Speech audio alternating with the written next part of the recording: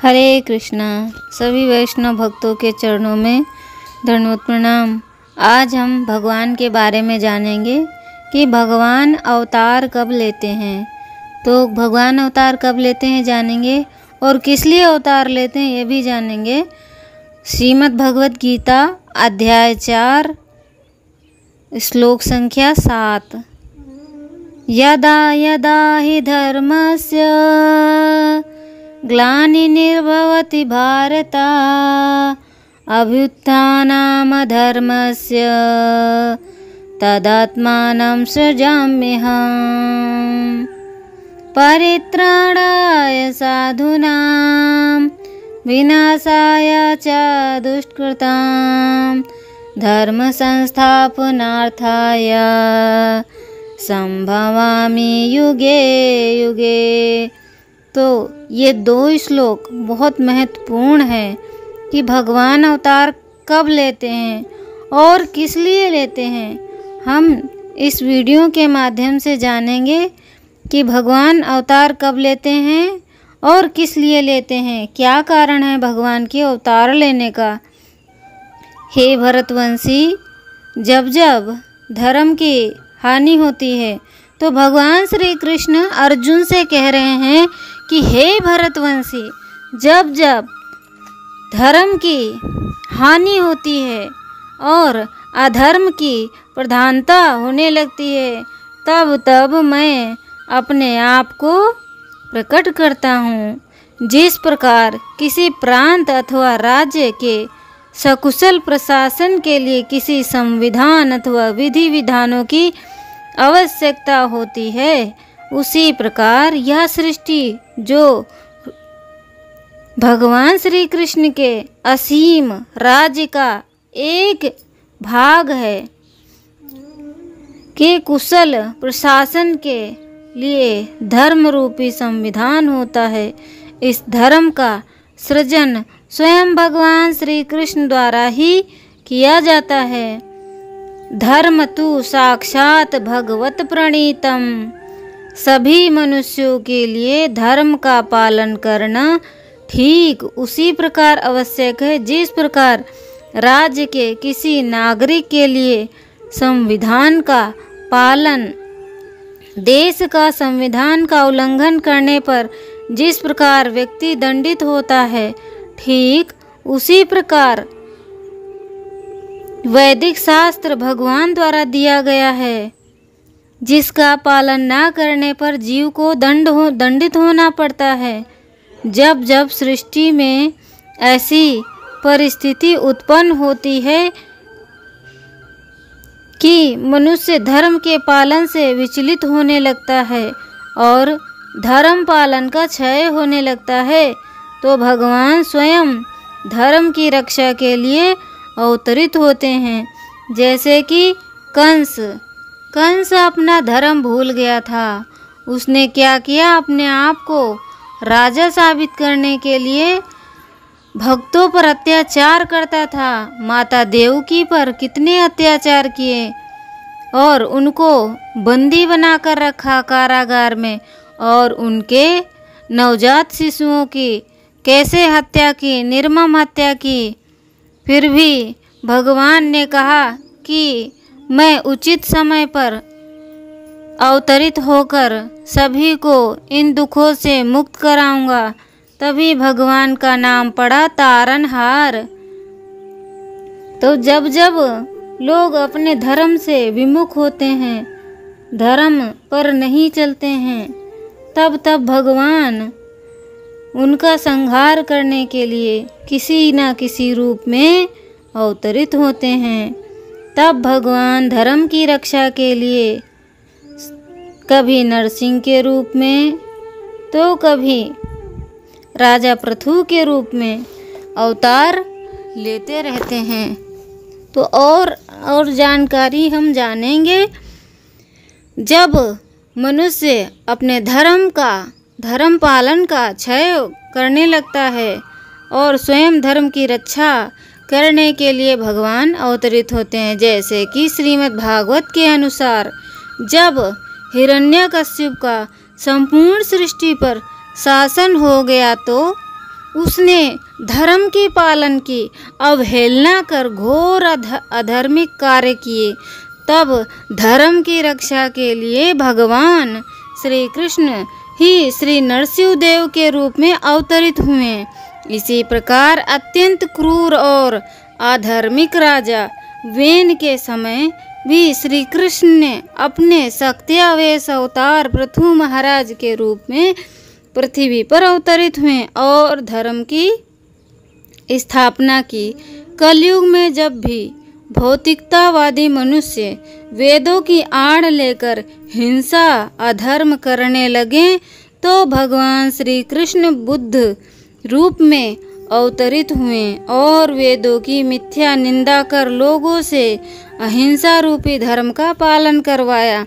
फिर भगवान कृष्ण की ही आज्ञा से भगवान शिव आदि शंकराचार्य के रूप में धरती पर वेदों को पुनः स्थापित करते हैं और बाद में स्वयं ही भक्त भागवत के संयुक्त अवतार श्री चैतन्य महाप्रभु के रूप में सबको कृष्ण प्रेम की शिक्षा प्रदान करने आते हैं। समय एवं परिस्थिति के अनुसार भगवान श्री कृष्ण ही विभिन्न रूपों में भौतिक सृष्टि में अवतरित होते हैं। श्री कृष्ण के ये समस्त अवतार अपने अपने निजी वैकुंठ में सदैव अवस्थित रहते हैं। प्रत्येक अवतार का अपना एक वैकुंठ होता है। तो भगवान जितने भी अवतार लेते हैं उनका एक अपना वैकुंठ होता है, निजी वैकुंठ होता है। तो श्री कृष्ण के समस्त अवतार अपने अपने निजी वैकुंठ में सदैव अवस्थित रहते हैं। प्रत्येक अवतार का अपना एक वैकुंठ होता है जहाँ वे श्री लक्ष्मी देवी के साथ सदैव निवास करते हैं। श्री कृष्ण की इच्छा से वे भौतिक सृष्टि में प्रयोजन विशेष सिद्धि के लिए आते हैं। तो भगवान जब भौतिक सृष्टि में कोई प्रयोजन जब कोई प्रयोजन होता है तो उसकी सिद्धि के लिए तब भगवान आते हैं जबकि विशेष होता है। अधर्म की व्यापकता से क्षुब्ध देवतागण क्षीर सागर के तट पर जाकर क्षीरोदाकाशायी विष्णु से प्रार्थना करते हैं वे उनकी रक्षा करें और तब भगवान श्री कृष्ण अपने किसी न किसी रूप में अवतार लेकर विशेष रूप में सृष्टि क्षीर सागर अथवा श्वेत द्वीप होते हुए आते हैं। इस कारण कई बार लोगों को यह भ्रांति भी हो जाती है कि सभी अवतार श्वेत द्वीप से आने के कारण श्री विष्णु के अवतार हैं, परंतु इस विषय में श्रीमद् भागवत का स्पष्ट निर्णय है कि विष्णु समेत सभी अवतार श्री कृष्ण के ही हैं। वे ही समस्त अवतारों के अवतारी हैं। जैसे कि श्रीमद् भागवत के प्रथम स्कंद के 3 अध्याय के 28वें श्लोक में कहते हैं कि एते चांस कला पुंसा कृष्णस्तु भगवान स्वयं इंद्रियारी व्याकुलम लोकम मृडयन्ति युगे युगे। तो भगवान सभी अवतारों के अवतारी हैं और भगवान कौन है? स्वयं श्री कृष्ण हैं। और ये भगवान श्रीमद् भागवतम में कह रहे हैं जहाँ पे भगवान की लीलाओं का वर्णन है। भगवान की लीला है, साथ में उनके भक्तों की भी लीलाएं हैं। तो श्रीमद् भगवद गीता भगवान की वाणी है और श्रीमद् भागवतम भगवान की लीलाएं हैं कि भगवान ने कौन कौन सी लीलाएं करी हैं। तो हमें भगवान पर ही निर्भर रहना चाहिए। जैसे एक छोटा नन्हा बालक होता है, वो सदैव अपने माता पर ही निर्भर रहता है कि मेरी माता खिलाएगी तो मैं खाऊंगा, मेरी माता सुलाएगी तो मैं सोऊंगा। तो उसी प्रकार हमें भगवान पर निर्भर रहना चाहिए। भगवान हमारी रक्षा करते हैं। अब प्रहलाद महाराज भगवान पर ही निर्भर रहते थे तो भगवान उनकी हमेशा रक्षा करते थे।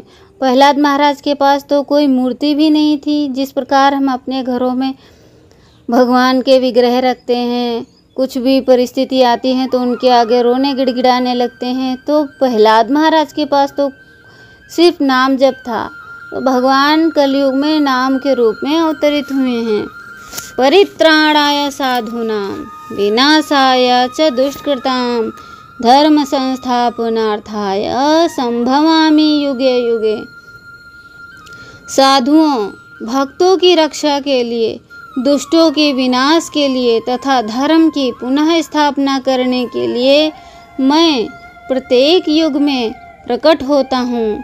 इस श्लोक में भगवान अपने अवतरित होने का प्रयोजन बता रहे हैं कि भगवान अवतार क्यों लेते हैं।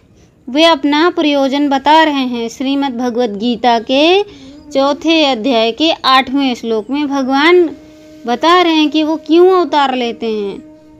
वे दुष्टों के विनाश और मुख्यतः साधुओं के कल्याण के लिए एवं उन्हें आनंदित करने के लिए आते हैं। जिस प्रकार एक बालक जब रोता है तो उसे शांत करने के लिए उसकी माता को ही आना पड़ता है। आया या अन्य कोई व्यक्ति रोते बालक को शांत नहीं करवा सकता, वरन माता की गोद में जाते ही बच्चा शांत हो जाता है, क्योंकि माता में बालक के प्रति स्वाभाविक करुणा है। उसी प्रकार श्री कृष्ण में अपने भक्तों के प्रति स्वाभाविक करुणा है। इसीलिए भक्तों को कष्ट में जानकर वे स्वयं सृष्टि में अवतरित होते हैं। यद्यपि श्री कृष्ण परम शक्तिमान हैं, वे चाहें तो अपनी इच्छा मात्र से गोलोक वृंदावन में बैठे बैठे ही भौतिक सृष्टि में उत्पात मचाने वाले असुरों का नाश कर दें, क्योंकि वे भक्तों को अपनी लीलाओं से आनंदित करना चाहते हैं और उनमें भक्तों के प्रति करुणा वत्सलता है। अतः वे स्वयं इस गंदे भौतिक जगत में अवतरित होते हैं। भगवान अवतरित होते हैं। हिरण्यकश्यप को मारने के लिए श्री कृष्ण को नरसिंह रूप में खंभे से प्रकट होने की कोई आवश्यकता नहीं थी, परंतु प्रहलाद को आह्लादित आनंद कराने के लिए वे खंभे से प्रकट हो गए। इसी प्रकार कंस को मारने के लिए भगवान को भौतिक जगत में आने की कोई आवश्यकता नहीं, परंतु ब्रजवासियों, जिनमें नंद यशोदा गोपियाँ आदि प्रमुख हैं, को आनंदित करने के लिए वे स्वयं आए। भगवान श्री कृष्ण इस भौतिक जगत में इसलिए अवतरित होते हैं ताकि कष्ट भोगने वाले जीवों को वे अपनी दिव्य लीला, अपने नाम कीर्तन आदि से स्वयं के प्रति आकृष्ट कर सकें, उनके कष्टों का अंत कर सकें, उन्हें अपने वापस गोलोक धाम में ले जाएं। यह जीवों के लिए कष्ट उठाना ही भगवान श्री कृष्ण की भक्त वत्सलता है। तो भगवान हमारे लिए कष्ट उठाते हैं। क्यों? क्योंकि वे भगवान भक्त वत्सल भगवान हैं, उनकी भक्त वत्सलता है। इस संबंध में अकबर और बीरबल के एक सुंदर उदाहरण में बताया गया कि एक बार अकबर बादशाह अपने वैदिक धर्म के अनुयायी बीरबल का परिहास में कहते हैं कि हमारे अल्लाह आपके भगवान की तरह इधर उधर जन्म नहीं लेते एवं यहाँ वहाँ नहीं भागते रहते हैं। आपके भगवान धरती पर क्यों आते रहते हैं? वो किसी दूत को भी तो भेज सकते हैं। बीरबल ने कहा, मैं इसका जवाब कुछ दिनों में दूंगा। तत्पश्चात एक दिन सुबह के समय लाल किले पर यमुना नदी के किनारे अकबर बीरबल तथा अपने 4-5 सैनिक सहित सैर कर रहे थे। इतने में उनकी एक दासी, जो पहले से बीरबल द्वारा प्रशिक्षित हुई थी, अकबर के नवजात पुत्र के समान दिखने वाली मूर्ति को उस शिशु के कपड़े पहनाकर तथा थोड़ा सा मुख दिखाई दे इस प्रकार से लेकर उन दोनों के सामने आई। उस मूर्ति को यमुना नदी में फेंक दिया। यह देख बादशाह हाय मेरा पुत्र कहकर नदी में कूद पड़े और अपने पुत्र की मूर्ति को लेकर बाहर आए। तो बीरबल ने कहा, मैं यहाँ था, आपके सिपाही यहाँ थे। आप हमें अपने पुत्र को बचाने के लिए आदेश दे सकते थे, परंतु फिर भी आपने अपनी संतान को बचाने के लिए स्वयं नदी में छलांग लगा दी, क्योंकि आपके पुत्र की ओर आपका वात्सल्य प्रेम है। ठीक उसी तरह भगवान श्री कृष्ण भी अपने भक्तों के प्रति अत्यधिक वात्सल्य युक्त हैं। श्री कृष्ण को अपने भक्तों से अधिक प्रिय और कोई वस्तु नहीं है। तो भगवान कहते हैं कि अहम भक्तों पराधीना, मैं अपने भक्तों के अधीन हूँ। मेरा भक्त मेरे अधीन है, मेरा भक्त मेरे अलावा कुछ नहीं जानता और मैं अपने भक्त के अलावा कुछ नहीं जानता। तो भगवान अपनी भक्त वत्सलता दिखाने के लिए सबरी के जूठे बेर खाए,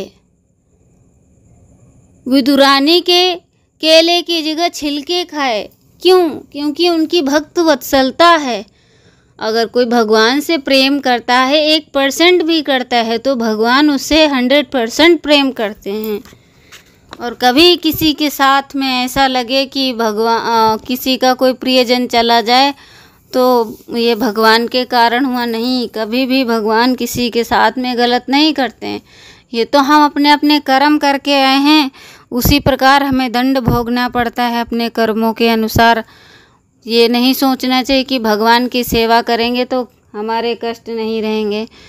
तो कष्ट वही रहेंगे पर कम हो जाएंगे, और उनसे लड़ने के लिए उनके सामना करने के लिए, साहस करने के लिए भगवान हमें क्षमता देते हैं, शक्ति देते हैं। तो भगवान अपने भक्त वत्सल से युक्त हैं। श्री कृष्ण को अपने भक्तों से अधिक कोई वस्तु प्रिय नहीं है, इसलिए स्वयं भगवान को आना पड़ता है। यह कार्य वह अन्य अवतार या देवी देवताओं से नहीं करवा सकते। इस कार्य के द्वारा वह अपने भक्त वत्सलता गुण का प्रदर्शन करते हैं। यही उनके अवतार का मुख्य कारण है। कलयुग में श्री कृष्ण विशेष रूप से प्रत्येक जीव का कल्याण करने के लिए चैतन्य महाप्रभु के रूप में अवतरित हुए, जिन्होंने मुक्त हस्त से श्री कृष्ण संकीर्तन के रूप में श्री कृष्ण का नाम का दान दिया, ताकि सभी मनुष्य इस भगवान नाम को ग्रहण कर साधु बन सकें और भगवत धाम को लौट सकें। हरे कृष्णा कृष्णा कृष्णा हरे हरे, हरे राम राम राम हरे हरे। तो सबको पता लग गया ना कि भगवान अवतार कब और क्यों लेते हैं। तो अगर कोई प्रश्न है तो आप कर सकते हैं।